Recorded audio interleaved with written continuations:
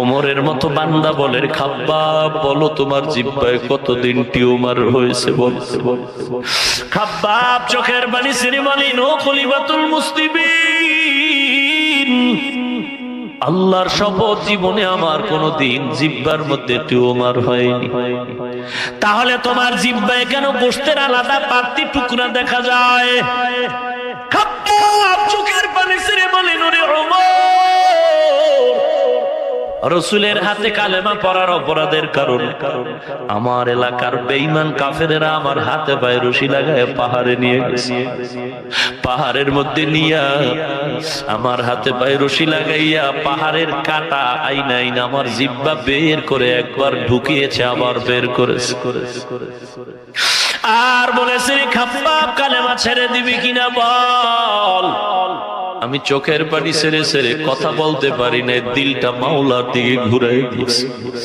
আর আল্লাহকে বলেছি, রে মালিক, তুমি তো দেখতেছো আমি খাব্বাবের এই কষ্টের পেছনে কারণ আমি তোমার গোলাম হতে চাই। আজ আমার উপরে আযাব। ওমরের চোখের পানি পড়া শুরু হয়ে গেল। খাব্বাব বলেন, এখানে শেষ না, জামা উঠাইয়া পিঠ বের করে বলেন, দেখেন আমার পিঠের হালত। ওমর তাকায় দেখে খাব্বাবের পিঠে বিন্দু থেকে বিন্দু কোনো গোশত নাই, হাড্ডির উপরে পোড়া পোড়া দাগ। বলে, রে খাব্বাব, কুষ্ঠ রোগে ভুগছো কতদিন বলো? খাব্বাব বলে, জীবনে আমার কোনোদিন কুষ্ঠ রোগ হয় নাই। তাহলে কষ্ট কেন রে খাব্বাব? খাব্বাব চোখের পানি ছেড়ে বলেন, ও পয়গম্বর, কালেমা পড়ার অপরাধের কারণে নবীর কাছে কালেমা পড়েছে অন্যায়ের কারণ।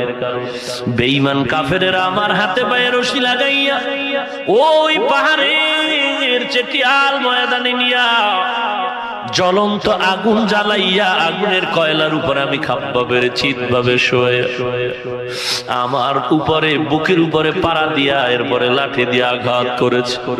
আর বলেছে, খাব্বাব কালেমা ছেড়ে দিবে কিনা বল।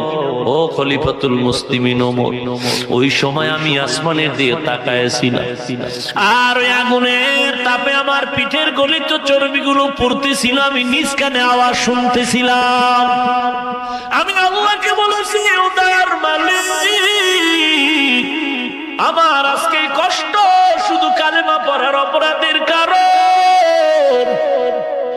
আজ আমি কালেমা না পড়লে কষ্ট হতো না।